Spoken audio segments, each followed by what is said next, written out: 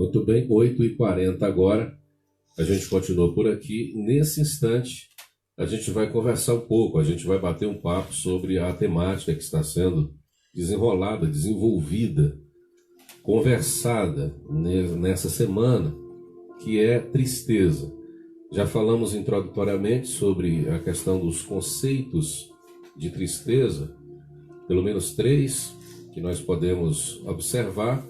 Nós falamos um pouco sobre o que seria a definição da palavra tristeza. Se você quiser ouvir algo a respeito disso, é só ir na página Filhos da Graça, Ministério Filhos da Graça no YouTube, e esses programas gravados já estão lá disponíveis para você.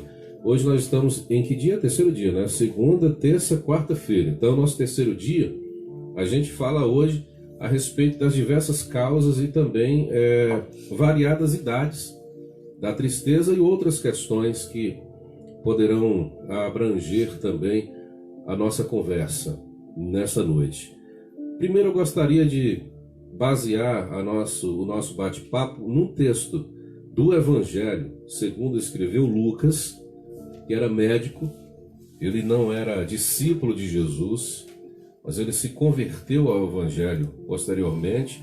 E Lucas é um cara que tem uma visão também extraordinária do Evangelho. Ele tem uma capacidade literária muito interessante. Por isso, muitas coisas que ele escreve no Evangelho que leva o seu nome, e também no livro de Atos dos Apóstolos, que é de sua autoria, tem uma visão muito legal, muito interessante, muito bonita. Nesse texto, em Lucas 24:17, é apenas um fragmento do registro de Lucas, está escrito o seguinte: e ele lhes disse: que palavras são essas que, caminhando, trocais entre vós? E por que estáis tristes? Por que vocês estão tristes? Essas são palavras de Jesus.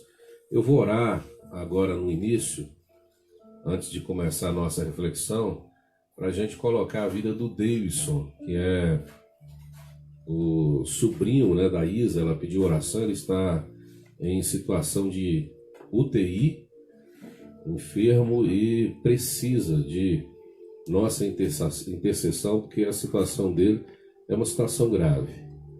Pai, nós queremos orar junto com os nossos irmãos que estão participando desta live hoje, em favor do Davidson. O Senhor tem poder de transformar a situação na qual ele está hoje, de enfermidade, essa situação grave, em uma situação simples. Ainda mais, o Senhor tem o poder de curá-lo. É por esta razão que entramos todos juntos na Tua presença, intercedendo por esta vida e pedindo que o abençoe, Senhor, que poupe a sua vida, para o bem da sua casa, da sua família, de todos os parentes que estão tão tristes com a situação em que ele está. É o nosso pedido sincero, é a nossa oração de fé e de confiança, em nome de Jesus. Amém. Sim, voltando ao tema, a gente está falando sobre tristeza, sobre diversas causas e também as variadas idades de pessoas que são acometidas pela tristeza. Primeiro, em relação a causas, nós já falamos que são estímulos internos ou estímulos externos. Estímulos internos são memórias, são lembranças negativas que vão produzir na pessoa afetada pela tristeza esta sensação de peso, de vazio, essa sensação de aflição, esta sensação de angústia. E também os estímulos externos, que são situações do momento que vão afligir essa pessoa, como, por exemplo, a perda de um parente, de um amigo, de um trabalho, de um bem que é muito valorizado por essa pessoa, Então, as perdas são comumente os estímulos externos mais presentes e produtores deste pesar na vida do ser humano.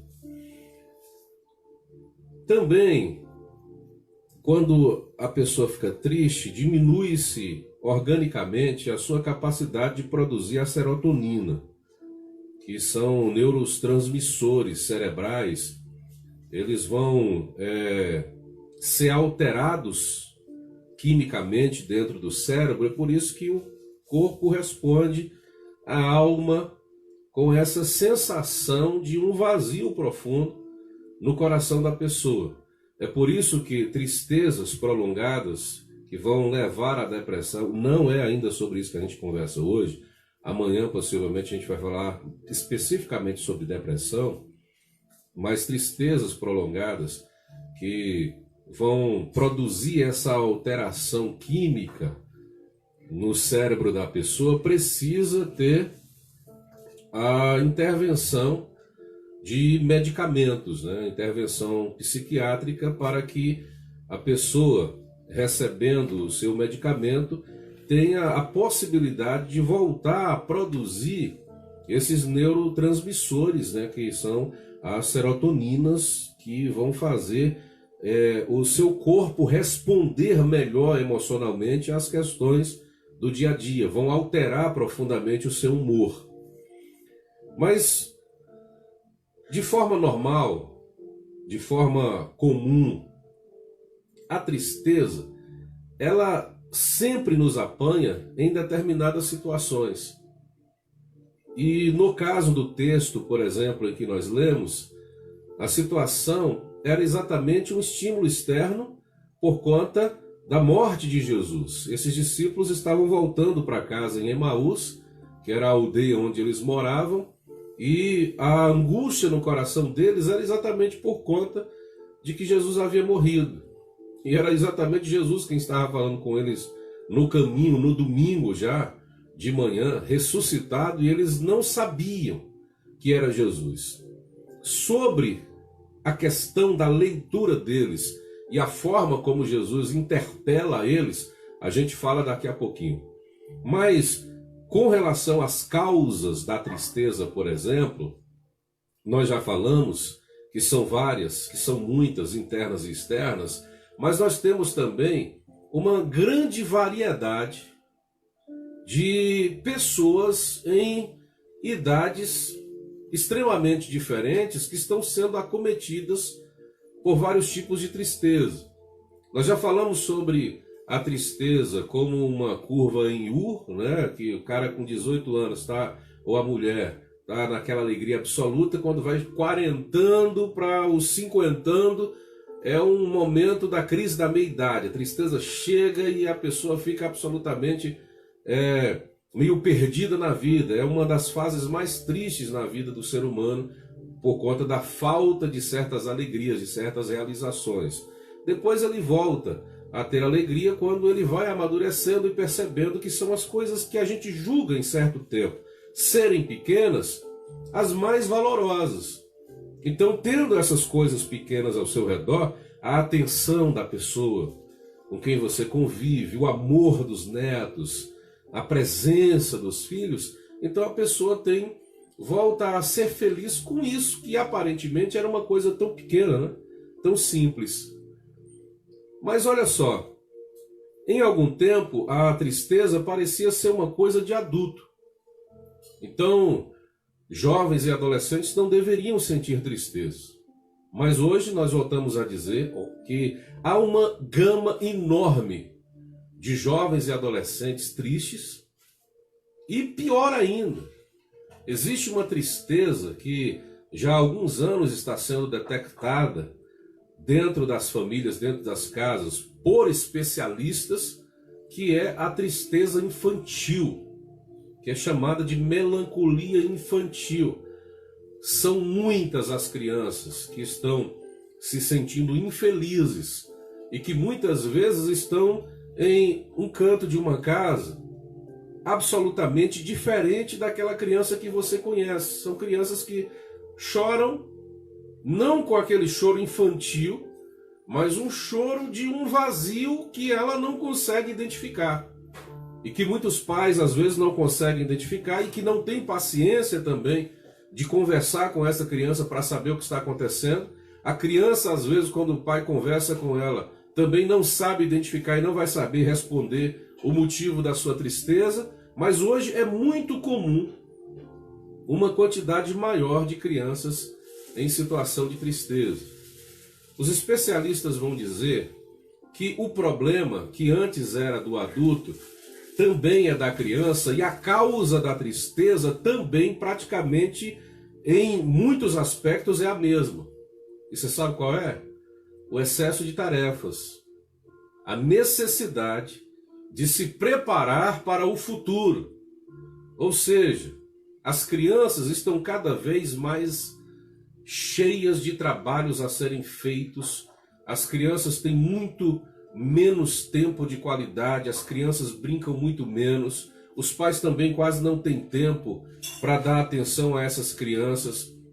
Quantos pais brincam, por exemplo, diariamente com os seus filhos, homens, que era uma coisa muito comum na minha época, de bater bola com os pais, ou de brincar de casinha com a mãe. Quantos pais e mães têm tempo na nossa geração para fazer isso? Por quê?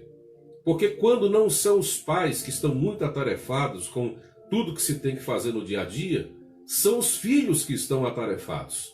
E por que os filhos estão atarefados? Porque eles estão precisando competir para o seu futuro. Porque no futuro os espaços serão diminuídos. As competições só terão no futuro pessoas com maiores habilidades. Então, se as crianças hoje não tiverem várias atividades no seu dia a dia, além da escola comum, normal, que é o ensino, que já toma um bom tempo das crianças, a demanda de inúmeras tarefas que elas vão receber para fazer em sua casa. Essas crianças precisam fazer outros cursos extra também, para melhorar a sua habilidade, o seu cérebro, para chegar numa determinada idade e estar em uma condição de competir de igual para igual com a sua geração para ocupar determinados espaços na sociedade. E os especialistas estão dizendo que isso está causando tristeza nas crianças porque elas estão antecipando o futuro. Elas estão queimando etapas. Elas estão fazendo hoje aquilo que elas em outro tempo faziam antigamente. Elas não estão mais brincando, elas não estão mais se divertindo. Quando fazem isso, fazem num curto espaço de tempo. Quando fazem isso, fazem de forma isolada. Não há também aquela coletividade, o compartilhamento das amizades, as conversas sem compromisso, as brincadeiras. Essa coisa toda que é tão divertida para as pessoas, né? As conversas hoje são muito amadurecidas, são muito sérias. As conversas que as crianças têm hoje são conversas quase adultas. E eu vejo, principalmente no meio evangélico e especificamente no meio pentecostal, tantas crianças que já são mini adultas. Essa semana mesmo eu vi a postagem, e me permita falar aqui sem nenhum senso de crítica a ninguém, é só constatação, só observação, só um olhar filosófico para a vida e também espiritualizado. Crianças que estão pregando como se fossem adultas. E você percebe que o que aquela criança está dizendo, ela não foi maturada para dizer aquilo, ela não está em condição de dizer aquilo. Ela foi programada para dizer aquilo. O pai e a mãe programaram essa criança para poder dizer essas coisas, para assumir essas responsabilidades e para ter um resultado daquilo que ela está fazendo. Se ela canta dessa forma, a igreja precisa demonstrar um resultado, uma recompensa daquilo que a criança está fazendo. Então ela precisa pregar bem, cada dia melhor, ela precisa apresentar palavras que estão fugindo ao vocabulário infantil, crianças falando coisas que em outro tempo apenas adultos falavam, e olha lá quais adultos iam usar aqueles termos para poder se comunicar com a igreja. Minis pregadores, minis cantores que estão sustentando as suas próprias famílias, mas não sabem nem o que estão falando, porque o cérebro dessas crianças não estão amadurecidos para a compreensão de certas coisas espirituais.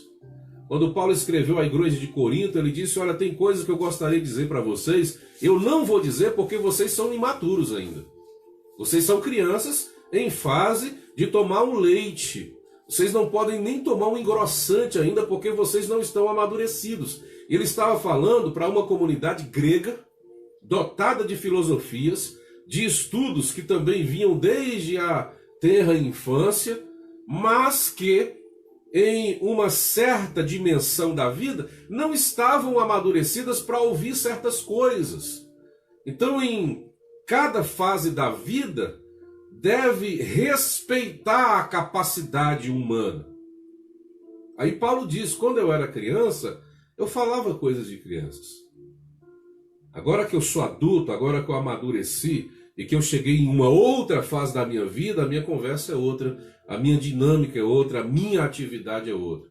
O que acontece com a nossa geração, com o mundo de hoje, com as crianças do nosso tempo, é que elas estão se preparando para o futuro e elas estão antecipando os seus próprios futuros e elas estão percebendo que o futuro delas é um futuro difícil de absorver. Então o que elas querem? Elas querem nunca ser adultas, porque ser adulto para viver dessa forma, ou então elas querem ser logo adultas para sair dessa fase infantil em que ela não está tendo a utilidade infantil ou não está vivendo de forma verdadeira essa fase. É por essa razão que há tantas crianças tristes. E qual é o grande problema em tudo isso? As cobranças, que são demais. Os pais cobram muito, os pais comparam muito. Os pais, desde sempre, começam a dizer para os seus filhos: olha o filho de fulano como é que é, e você é desse jeito. Olha o filho de ciclano como é que é, e você é desse jeito. As cobranças. Aí, adolescentes chegam num estado de estafa tão grande que eles não estão suportando a vida. Por que que há hoje um aumento muito grande no número de suicídio entre jovens e adolescentes? Porque na China, por exemplo, tantos jovens, tantos trabalhadores, ainda jovens, se jogam dos prédios e se matam por causa da cobrança que existe de todos os lados. Eu tenho uma coisa para dizer que talvez te assuste. Nós estamos vivendo dentro de um sistema que é um sistema mundano capitalista. Eu estava falando ontem e anteontem também sobre Mateus 5, a forma como Jesus contraria o olhar capitalista, por isso as suas palavras parecem ser anticapitalistas, não no sentido político de regência de uma nação, mas no comportamento humano de dar tempo a um que precisa da sua ajuda, de não passar só porque você está indo para o culto, você é um levita, um sacerdote, está indo para o culto prestar o seu serviço, não passar direto tendo uma pessoa do teu lado caída, a lição do bom samaritano. Então ele vai começando a dizer que a gente precisa administrar melhor o tempo. E a gente está num sistema mudando do qual a gente não pode escapar, gente. Quem é que vai fugir do capitalismo? Quem é que não precisa de grana? Você está vendo como estão as filas da Caixa Econômica? Hoje eu tomei um susto logo cedo quando eu precisei sair na rua e vi a fila enorme das pessoas que estão em busca de dinheiro. É uma necessidade do nosso mundo, porque senão ninguém vive. Então, assim, nós estamos dentro de um sistema capitalista do qual nós não podemos fugir. A questão é como é que nós estamos administrando a nossa vida emocional nesse mundo, como a gente está administrando a nossa vida espiritual nesse mundo capitalista. A gente precisa ter capacidade de ver isso.